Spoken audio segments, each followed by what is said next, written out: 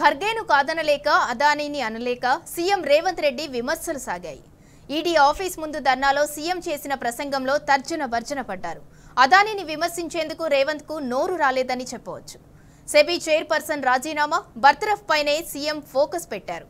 సంబంధం లేకున్నా రాజీవ్ గాంధీ విగ్రహ ప్రస్తావన తెచ్చి కేసీఆర్, కేటీఆర్ పై ఘాటు వ్యాఖ్యలకే పరిమితమవటంపై సొంత పార్టీ నేతల నుంచే అసంతృప్తి వ్యక్తమవుతుంది.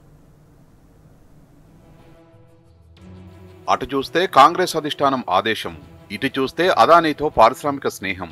అటు ఖర్గేను, రాహుల్ గాంధీని కాదనలేక ఇటు అదానీని అనలేక సీఎం రేవంత్ రెడ్డి సతమతమయ్యారు.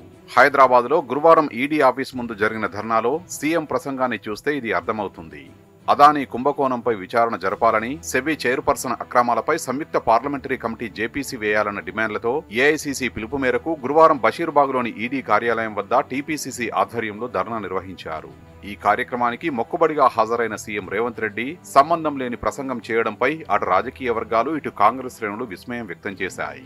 అదానీపై రాహుల్ గాంధీ, కాంగ్రెస్ పార్టీ మొదటి నుంచి అవినీతి ఆరోపణలు చేస్తున్నది. కానీ సీఎం రేవంత్ రెడ్డి అందుకు భిన్నంగా అదానీ కంపెనీకి రాష్ట్రంలో పెట్టుబడులు పెట్టేందుకు రెడ్ కార్పెట్ పరిచారు. దావోస్ లో కంపెనీ ప్రతినిధులతో చర్చలు జరిపి ఫోటోలు దిగారు. రాష్ట్రంలో 12,400 కోట్ల రూపాయల పెట్టుబడులకు ఒప్పందం కుదుర్చుకున్నారు. పాత బస్తీలో కరెంటు బిల్లుల వసూలు బాధ్యతను అదానీకి అప్పగించారు. ఈ నిర్ణయాలపై ఎన్ని విమర్శలు వస్తున్నా వెనక్కి తగ్గడం లేదు. దీనిని బట్టే అదానీకి రేవంత్ రెడ్డికి మధ్య ఉన్న స్నేహం ఎంత బలమైందో అర్థం చేసుకోవచ్చని విశ్లేషకులు పేర్కొంటున్నారు.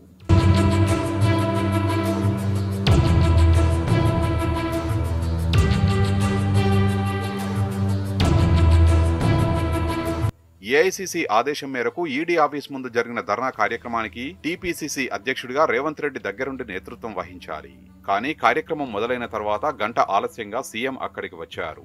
ఉదయం 11:15 ఎంఆర్పీఎస్ వ్యవస్థాపక అధ్యక్షుడు మందకృష్ణ మాదిగ బృందం సీఎం రేవంత్ రెడ్డిని జూబ్లీహిల్స్ లోని ఆయన ఇంటిలో కలిసింది.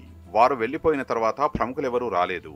అప్పుడు బయలుదేరిన ధర్నా ప్రారంభమయ్యే సమయానికి సీఎం ఈడీ ఆఫీస్ కు చేరుకునేవారని చెప్తున్నారు. కానీ మధ్యాహ్నం 1:30 గంటల సమయంలో సీఎం ఈడీ ఆఫీస్ కు చేరుకున్నారు.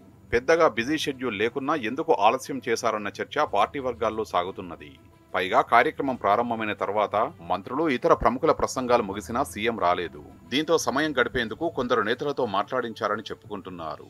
ధర్నా ప్రధాన ఎజెండా అదానీ గ్రూప్ అవినీతి, సెబీ చైర్పర్సన్ పెట్టుబడులు. కానీ సీఎం రేవంత్ రెడ్డి తన ప్రసంగంలో తూతూ మంత్రంగా అదానీపై విమర్శలు చేయడం కొత్త అనుమానాలకు తావిస్తున్నది.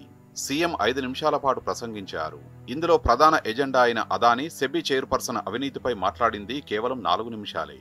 అందులోనూ అదానీ పేరును 7 సార్లు మాత్రమే తలుచుకున్నారు.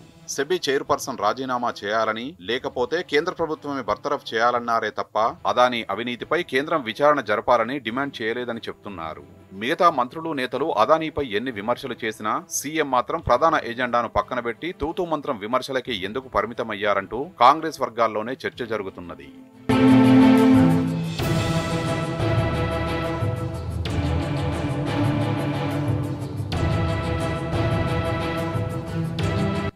సీఎం తన ప్రసంగంలో 5 నిమిషాలు మోదీ, అమిత్ షాను తిట్టడానికి కేటాయిస్తే దాదాపు 6 నిమిషాలు జవహర్లాల్ నెహ్రూ నుంచి పీవీ వరకు కాంగ్రెస్ ప్రధానుల్ని పొగడడానికి సరిపోయింది.